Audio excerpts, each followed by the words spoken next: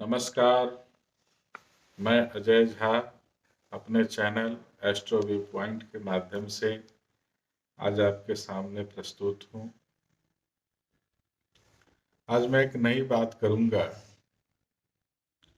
युवा मन और किशोर मनों के बारे में। आज जो हमारे बच्चे हैं, जो हमारे देश के भावी नागरिक हैं, जिनके कंधे पर हमारा पूरा देश है, हमारा पूरा भारत माता हमारी उन्हीं के आश्रय है। उनकी सोच में इस तरीके से बदलाव है जो कि एक चिंता का विषय बना।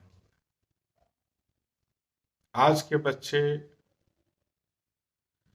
जो हमारे देश के स्वतंत्रता संग्राम सेनानी थे, जो हमारे महापुरुष थे, ऐसी जो है हमारे यहाँ वीरांगनाएं थी, रानी लक्ष्मीबाई, रानी चेन्नम्मा, आज उनको अपना आदर्श नहीं मानकर TV serial, cinema, OTT platform पर आने वाले कलाकार उनको अपना आदर्श मानने लगे। ये हमारा बहुत चिंतनीय विषय है और हम लोगों को इसके बारे में अवश्य में उस जनरेशन के लोगों से बात करनी चाहिए कि वास्तविकता में जिसको आज वो फॉलो कर रहे हैं, जिसका अनुकरण कर रहे हैं, अंधानुकरण कर रहे हैं, उनके जीवन की क्या सच्चाई है। विगत दिनों में आपने देखा होगा, सुना होगा समाचार पत्रों में किस प्रकार से जो सिने जगत है वो नशे के जाल में है, क्रिमिनल एक्टिविटी में है। अभी थोड़े दिन पहले एक जो अभिनेत्री थी टेलीविजन जगत की, उसकी लाश वहीं उसके जो मेकअप रूम में लटकी हुई मिली। उसकी हत्या हुई या उसने आत्महत्या की, दोनों ही स्थिति में चिंतनीय है कि ऐसी स्थिति आई क्यों। इस पर हमें विचार करने की आवश्यकता है कि एक जो हमारा न्यू जनरेशन है, जो हमारी भावी पीढ़ी है, वो हमारे अनुभवों से लाभ क्यों नहीं लेना चाह रही। अगर नहीं ले पा रही है और इसके बाद अगर उसके कदम किसी अपराध की ओर बढ़ रहे हैं या आत्महत्या जैसे कृत्य करने को वो विवश हो रहे हैं, तो ये समझ लीजिए हमारे भारतीय सभ्य समाज पर, उसकी संस्कृति पर, हमारे कल्चर पर, हमारी समस्त एक्टिविटी पर, हमारे पिता होने पर, हमारे एक सामाजिक प्राणी होने पर, हमारे चाचा होने पर, ताऊ होने पर, दादा दादी होने पर एक प्रश्नवाचक चिन्ह खड़ा करते हैं कि आज का जनरेशन ऐसा क्यों हो रहा है कि वो आपके एक्सपीरियंस का, आपके अनुभवों का लाभ नहीं लेना चाह रहा है। क्यों उससे ये लग रहा है कि आप दकियानुसी विचार के हैं, आप बहुत ट्रेडिशनल हैं, आप एक्सपेरिमेंटल मूड के नहीं हैं, ऐसा उसे क्यों लग रहा है। सबसे बड़ी जो कमी मुझे दृष्टिगोचर हो रही है कि आज के समय में जो जनरेशन है, पिता अपने पुत्र के साथ बैठना नहीं चाहता, अपने क्रियाकलापों में उसे संलग्न नहीं करना चाहता है, इन्वॉल्व नहीं करना चाहता है। या तो उसको झिड़क करके हटा देता है या फिर उसकी जो योग्यता प्रतिभा है, जो वो काम कर सकता है, उस पर प्रश्नवाचक चिन्ह खड़ा करता है। ऐसा नहीं है कि हमारे जो जनरेशन के लोग रहे, हमारे पुराने लोग रहे, बड़े मेधावी रहे हैं, बड़े गुणवान रहे हैं और आज के बच्चे नालायक हैं, उनमें गुणों की कमी है, उनमें प्रतिभा की कमी है, ऐसा नहीं है। आवश्यकता इस बात की है कि अगर उनमें योग्यता प्रतिभा है या नहीं है, उसके परीक्षण का तो मौका उसे मिलना चाहिए। अगर हम आज अपने बच्चे को बाजार कोई पैसा लेकर के कोई सामान लेने को भेज दे रहे हैं, तो हमें परीक्षण करना चाहिए कि हमारा बच्चा सामान ला रहा है तो कैसा ला रहा है। अगर वो ठगा जा रहा है तो उसे इंगित करिए, लेकिन अगर अच्छा ला रहा है तो उसकी प्रशंसा करिए।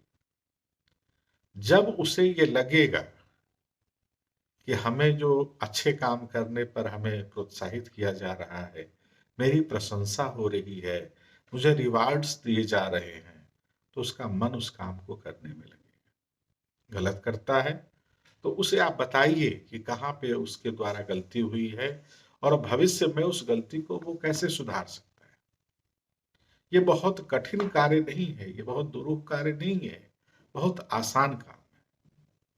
माएँ जो है हमारे यहाँ की, जो बच्चियाँ हैं, आज जो फॉलो करती हैं जो सिने तारिकाओं की या टेलीविज़न सीरियल से जो रिलेटेड है, तो उनसे वो बात कर सकती हैं। ये कल्पना जगत की चीज़ें हैं, ये मनोरंजन की चीज़ है। वास्तविक जगत से इनका कोई संबंध नहीं होता है। हमारी वास्तविकताओं के ऊपर टीवी सीरियल बनता है। टीवी सीरियल के हिसाब से, उसकी स्टोरी के हिसाब से, फिल्मों की स्टोरी के हिसाब से हमारी लाइफ नहीं चला करती।